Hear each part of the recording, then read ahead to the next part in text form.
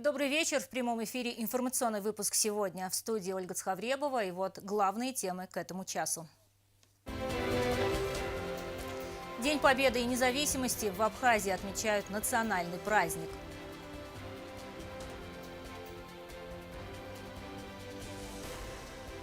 От идеи до полноценного проекта в Цхинвале завершился образовательный интенсив Президентского фонда культурных инициатив.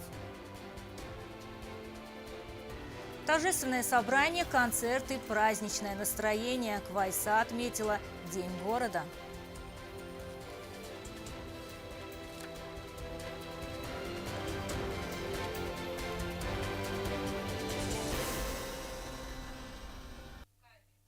Сегодня президент республики Алан Гаглоев провел встречу с чрезвычайным и полномочным послом Абхазии в Южной Осетии Аланом Елбакиевым. Глава государства поздравил Елбакиева с национальным праздником Абхазии – Днем Победы и независимости. Он отметил неразрывную связь двух народов в борьбе за независимость. Подробности узнаем из репортажа нашего корреспондента Агунды Гопозовой.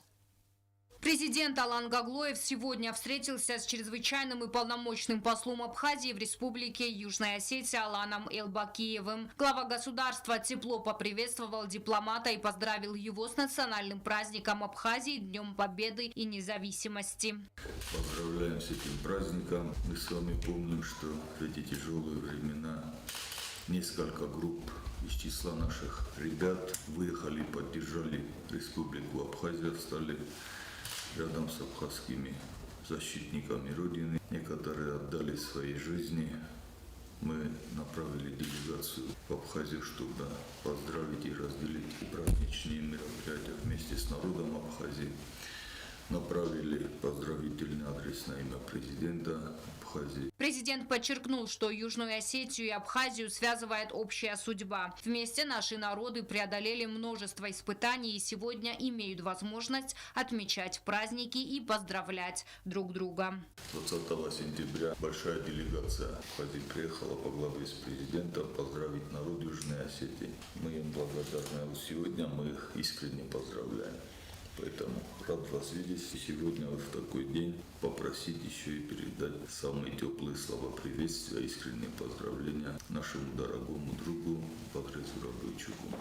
Елбакиев, в свою очередь, поблагодарил президента за оказанное внимание и теплые поздравления в адрес абхазского народа. Он подчеркнул, что добровольцы из Южной Осетии внесли значимый вклад в отстаивание интересов Республики Абхазия. В Абхазии, говорят, не было бы победы, не было бы и независимости.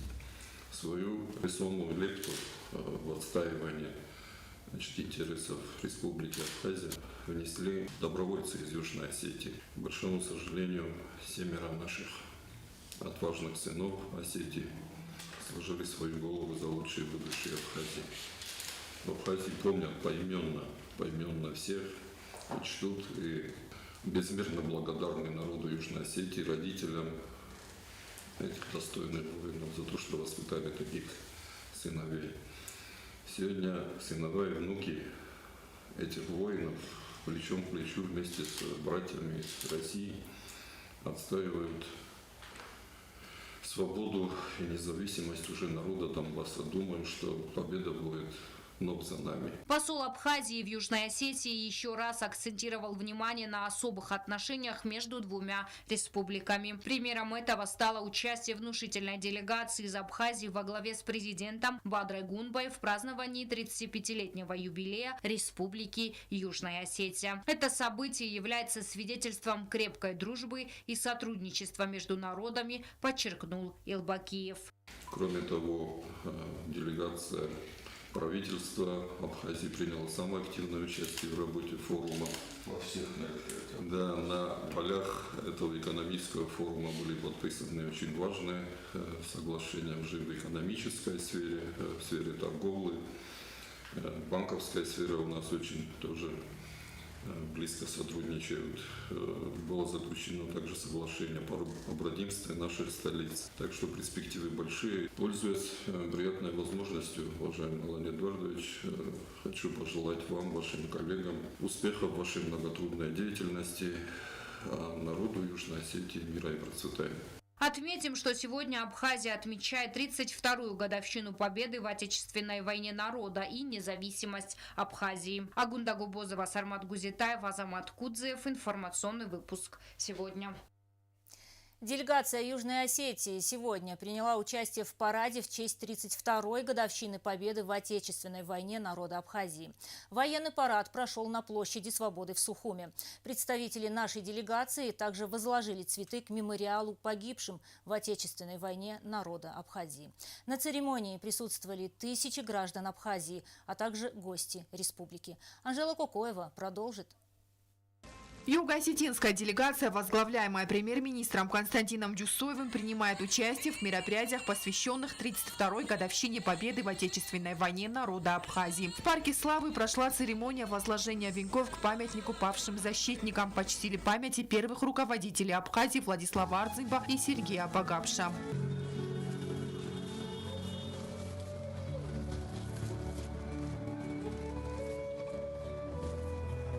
В своем выступлении президент Абхазии Бадыр Гунба отметил значимость участия представителей Южной Осетии в торжествах, посвященных этому знаменательному для абхазского народа событию. Вместе с нами этот праздник отмечает делегация братской Южной Осетии во главе с премьер-министром Константином Хасановичем Джусоевым. Совсем недавно мы вместе праздновали в Цхинвале 35-летие образования Республики Южная Осетия. И это еще раз доказывает, мы рядом и в трудные, и в радостные дни. Константин Джусоев от лица правительства Южной Осетии передал поздравления президенту и гражданам Абхазии с важнейшим национальным праздником, а также озвучил поздравления от президента Республики Южная Осетия Алана Гаглоева. Уважаемый Бадыр Зуравович, поздравляю вас, весь народ Республики Абхазия, со знаменательной исторической датой и поистине всенародным государственным праздником 32-й годовщины Дня независимости. День 30 сентября 1993 года навсегда вписан в историю вашей страны как символ мужества, стойкости и неизгибаемой воли к свободе. События тех лет продемонстрировали всему миру силу духа абхазского народа, его решимость отстаивать право на независимость и достойное будущее. Наши народы связывают особые, по-настоящему братские узы, проверенные временем и укрепленные общей судьбой. Успехов государственной деятельности, а народу Республики Абхазия мира, благополучия и новых достижений в деле процветания и развития республики. Да здравствует свободная Абхазия, да здравствует дружба наших братских народов.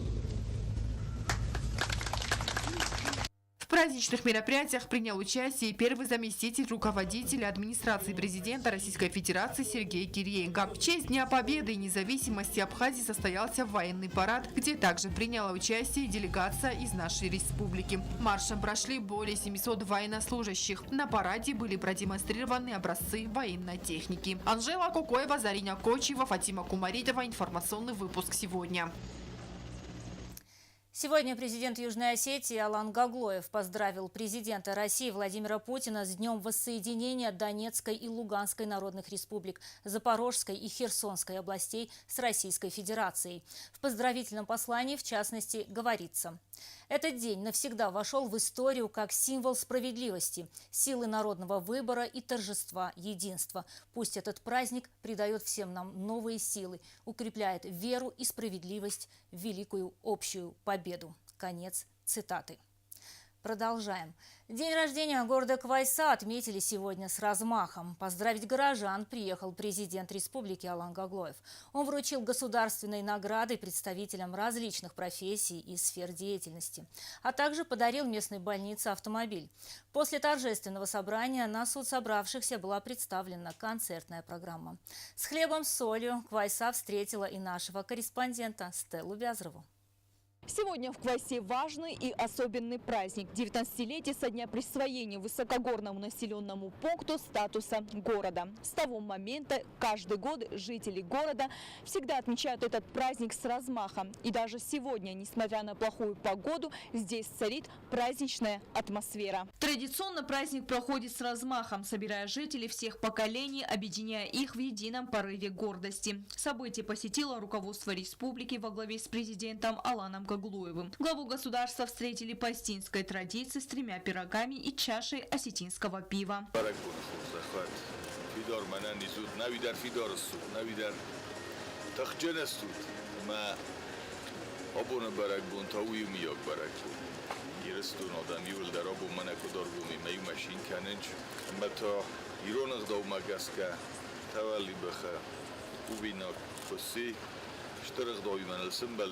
После торжественной встречи гости во главе с президентом Аланом Гаглоевым возложили цветы к памятнику Радислава Хугаева, уроженца Квайса, героя, погибшего при исполнении служебного долга в зоне специальной военной операции.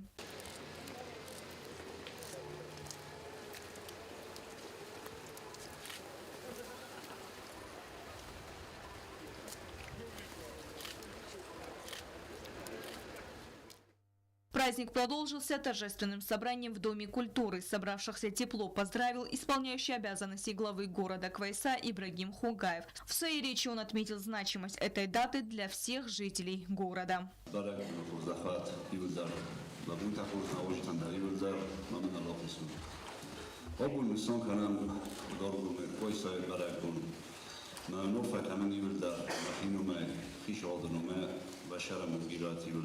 Глава государства Алан Гаглоев поздравил собравшихся и отметил, что жители города всегда достойно представляют республику, сохраняют свои традиции и культуру. Особое внимание глава государства уделил тем, кто сегодня, находясь в зоне специальной военной операции, с честью и мужеством отстаивает интересы Южной Осетии и России.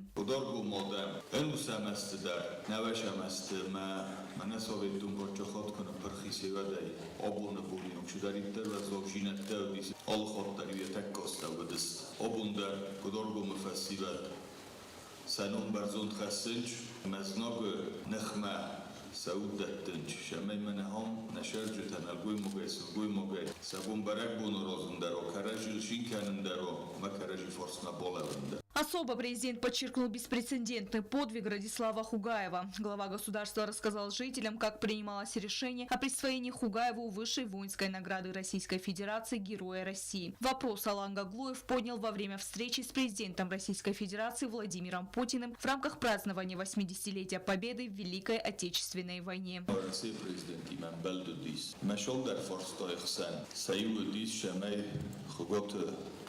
Радислован Герой России званы Ротту. Фенбалдемовдис Сергей Кириенко. Энямачгана филдарзун мячина зунудунан дарайзахан шатойторжина дрогдстовита хайнур де мужество даттудис. Амадкогай юкоттогот хай мордоди моган хурзахнолдаттун бойденч. Фала Сергей Владимирович тар кумкумма мохтом ошфорстел Кустом на хоскуттом, минобороной дартом фаны хоскуттом. Нам дословно заgan подвиг подтверждается, поэтому мы тоже со своей стороны просим поддержать инициативу президента Южной Осетии. Витауди Кириенко и позиция. Нашурил конкурс в 100 Белоусову рассмотреть, поддержать. Чеберраста гроши лист. Театр Огостебен. Може ложем, мамамаудам. Администрация Рожестует принято решение, и Владимир Владимирович подписал указ о награждении высшей воинской наградой Героя России вашего земляка. В праздничный день, конечно, не обошлось без подарков. Алан Гаглоев вручил главе города ключи от новой машины для местной больницы. Подарок стал важным шагом к улучшению условий для оказания медицинской помощи жителям.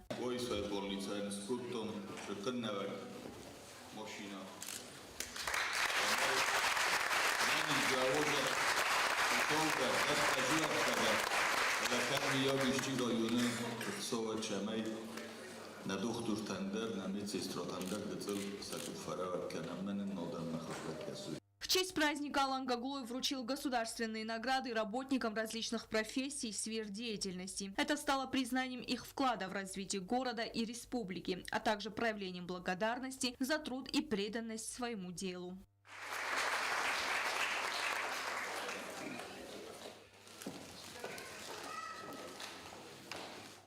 Далее торжественное собрание продолжилось концертной программой. Перед гостями выступили творческие коллективы и эстрадные исполнители. Стелла Бязарова, Ринат Медоев, Аида Кочиева, Оксана Татаева. Информационный выпуск сегодня.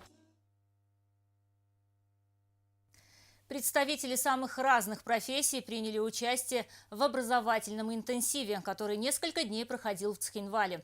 Его организатор – Президентский фонд культурных инициатив. Благодаря помощи наставников каждая идея превращалась в полноценный проект для реализации. Авторам давали время на презентацию, защиту своего проекта. Это стало своего рода репетицией перед подачей заявок на грантовый конкурс. Подробности у Дарьи Хуревой. Вот и завершился образовательный интенсив Президентского фонда культурных инициатив. Несколько дней плодотворной работы, лекции от ведущих экспертов и консультаций с наставником, и вот он итог – защита проектов. Сотни идей, которые уже в ближайшем будущем могут изменить культурное пространство нашей республики. За 3 дня они дали массу информации, большой объем той информации, которая нужна тем грантопроектировщикам. У меня есть опыт создания кукольного театра, и мне необходима была информация, как это все правильно оформить, как правильно подать заявку.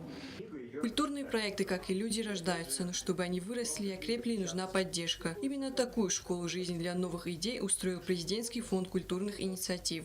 Его образовательный интенсив стал финальным аккордом перед подачей заявок на грантовый конкурс. Есть отличные проектные идеи, которые просто нужно теперь помочь, докрутить и оформить их по стандартам Президентского фонда культурных инициатив, чтобы повысить шансы на победу. Как мы и говорим, всегда, что самое важное – это смыслы, которые несут наши проекты, не только конкретная техника, которую можно купить, или какие-то материалы, расходники, но то, зачем сюда, например, мы говорим про туризм, зачем будут приезжать туристы, или почему местные жители будут ходить. То есть самое главное, за какими смыслами. И мы сюда приехали, и это страна радушия, которая нас с удовольствием приняла, и нам кажется, что вот именно эти вещи, сутевые, очень важно сейчас оформить в проекты. Мы видим людей, которые готовы уже заключать партнерские какие-то связи между друг другом, вместе реализовывать проекты. Мы уверены, что это приведет к очень долгосрочным, хорошим культурным проектам. Участники интенсива – представители самых разных профессий. Здесь они превращали свое видение в четкие и структурированные программы. Наставники помогали упаковать идею, прописать бюджет, выстроить логику проекта и, самое главное, понять его реальное влияние на аудиторию. Это была не просто теория, а настоящая мастерская. Буквально за несколько дней участники прошли путь от сырой идеи до полноценного проекта, который не страшно показывать экспертам. Наставники помогли увидеть слабые места и усилить сильные стороны. В рамках данного проекта на основе проблемы, что у молодежи нет национального контента, который мог бы позволять формировать какие-то личностные качества нравственного характера, я решила снять проект, точнее подать заявку на то, чтобы снять проект о своем дедушке Игоре Кочиеве, который на собственном примере показал, как личные нравственные качества, моральная ответственность и дисциплина смогли привести к результату высоких спортивных достижений, военных достижений, и также мы все знаем о его подвигах, какой-то народной любовью и стать великим человеком. Данный учебный курс открыл большие возможности и показал нам, как вообще можно все это делать, как писать проекты, как составлять их, каких ошибок можно избежать. Очень профессиональные тренера приехали. 3 дня мы с ними общаемся, работаем. И достаточно большой такой поток информации, очень полезный и очень нужный. В принципе, даже если человек не пишет проект, то эта образовательная система, она имеет большое значение для любого человека, который вообще работает над собой и пытается развиваться. И вот кульминация. Каждому выступающему дается несколько минут, чтобы доказать, его проект достоин реализации. Темы самые разные, от расширения туристических комплексов до развития арт-пространств. Очень много социально ориентированных идей, которые действительно нужны людям. Выбрать лучших будет крайне сложно, говорят организаторы. Но даже те, кто не получит грант, уже не останутся с пустыми руками. Главный итог этого интенсива – бесценный опыт. Дарья Хурева, Азамат Кудзеев. Информационный выпуск сегодня. Качество вещания улучшится, а помехи при приеме программ должны быть устранены. Это касается не только работы нашего телеканала, но и российских. Для этого в республику приехали специалисты ВГТРК «Москва», которые с местными коллегами провели соответствующие работы. Но в связи с этими мероприятиями необходимо в данный момент производить переустановку телевизора. Это значит, надо войти в меню и опять пустить телевизор на автопоиск. Я думаю, что проблемы исчезнут. Все каналы у вас будут показывать. Приятный сюрприз от компании «Остелеком» получили воспитанники школы-интерната в Цхинвале и поселке Дзау. Им подарили школьные принадлежности. Своими эмоциями ребята поделились с нашим корреспондентом Фатимой Чочевой. Учащиеся первых классов школ-интернатов города Цхинвал и поселка Дзау к новому учебному году получили символичные подарки. Компания ЗАО «Остелеком» преподнесла ребятам комплекты школьных принадлежностей. Благотворительная акция проводится не первый год и уже стала доброй традицией. Компания ЗАО «Остелеком» проводит активную социальную благотворительную политику. И в рамках этих проектов у нас есть один, наверное, из самых главных – это сотрудничество со школами-интернатами нашей республики. Конечно же, в этом году мы не обошли стороной детей, которые первый раз пошли в школу. И буквально сегодня мы находимся в Джавской школе-интернат, порадовали детей подарками, Цхинвальскую школу-интернат и намерены в ближайшее время также посетить Ленинборгскую школу-интернат. Директор школы-интернат поселка Дзау Аза Валева отметила, что такие акции со стороны ЗАО «Остелеком» проводятся регулярно, и дети их всегда очень ждут. Это добрая традиция мегафона. Они каждый год проводят эту акцию, приезжают, дарят детям радость.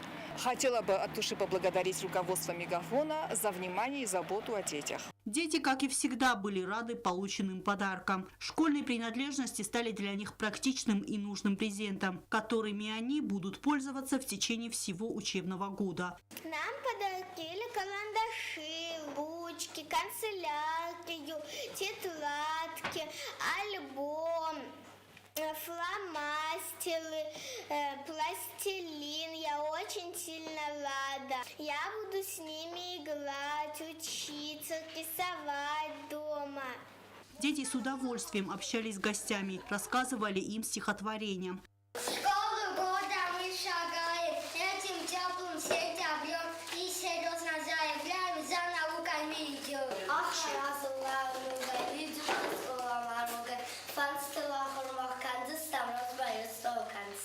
По словам Зарины Бежановой, компания проводит данную акцию на постоянной основе, и с каждым годом число охваченных детей становится больше.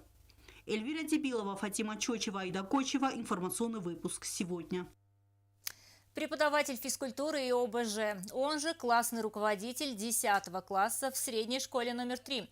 Молодой педагог Ибрагим Качмазов, несмотря на небольшой стаж работы, успел проявить свои лучшие качества, в том числе умение находить общий язык с учениками. Выпускник местной школы-интерната осознанно выбрал путь наставника, считая главной задачей учителя не только передачу знаний, но и формирование личности. Подробности у нашего корреспондента.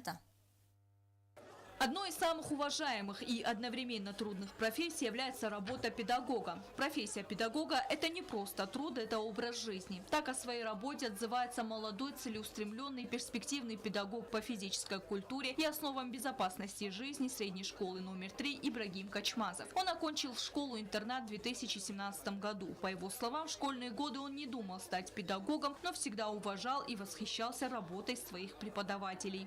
Были лучшие учителя, И я всегда за ними наблюдал и сам тоже стремился, потому что я видел их труд, я видел, как они учили детей, и они именно болели этим. Они хотели научить ребенка и передать все свои знания, поэтому мне очень приятно было за ними следить, за ними наблюдать. И не скажу, что я мечтал быть учителем, но так совпало, и поэтому мне самому тоже сейчас приятно работать с детьми и чему-то передавать эти знания своим ученикам. Ибрагим Качмазов является не только предметником, но еще и классным руководителем 10 класса. В его классе царит особая атмосфера. Она еле уловима для посторонних. Обстановка строгости и уважения.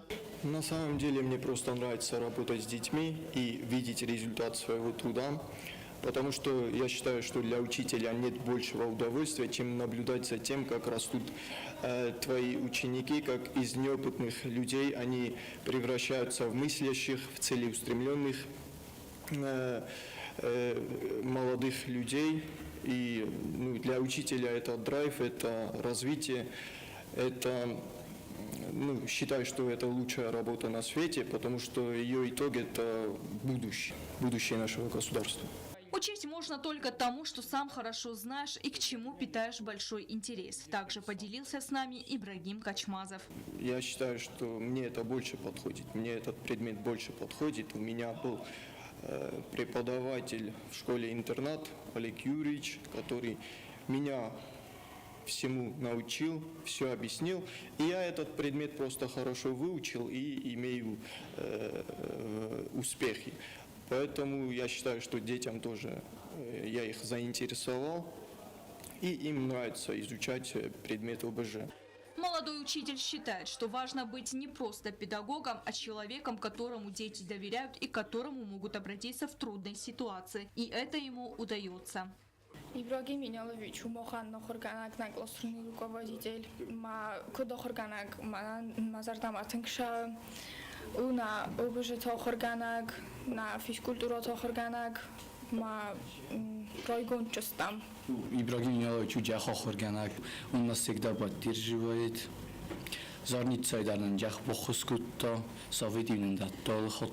Несмотря на то, что Ибрагим Качмазов работает в школе всего 2 года, он также показал себя с положительной стороны и среди коллег. В коллективе пользуется большим уважением. Ибрагим Инялович к своим годам, это, наверное, в плюсе, значит, обладает мудростью. Я не знаю, врожденная это или приобретенная. Он мудрый, умный человек с правильной логикой. Абсолютно воспитанный христианская зона иронок твазаранджафта. Багдауджен нустарджим орах поварам. Ма зона маме якутак хоз макудем баловте автосарашчи. Уважением он пользуется и у коллег, уважением он пользуется и учеников. В общем, хорскому кастару, хорзадымагу, хорзахарганак джарашаджин. Абсолютно есть уверенность в том, что у него хороший потенциал, у него прекрасное будущее. Ибрагим Качмазов не только отличный коллега, он был еще и примерным учеником. Поделился с нами его педагог, а ныне коллега Алик Гатикоев.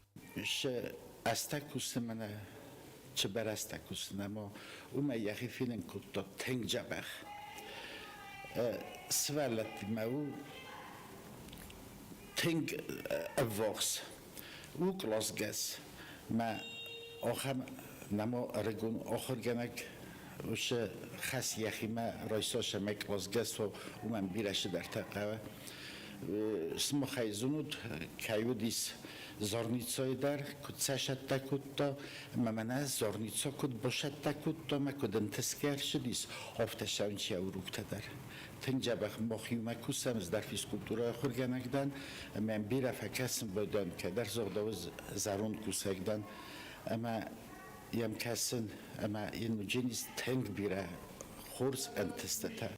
Педагогическая деятельность требует терпения, доброты и мудрости. И Ибрагим Качмазов, хоть еще и совсем молодой, но уже обладает этими качествами. И мы желаем ему больших достижений в его нелегкой работе.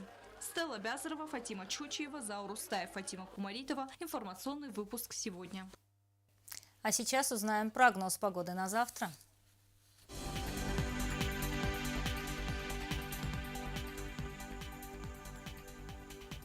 В В республике завтра переменная облачность. В Знаурском районе днем плюс 17, ночью плюс 10.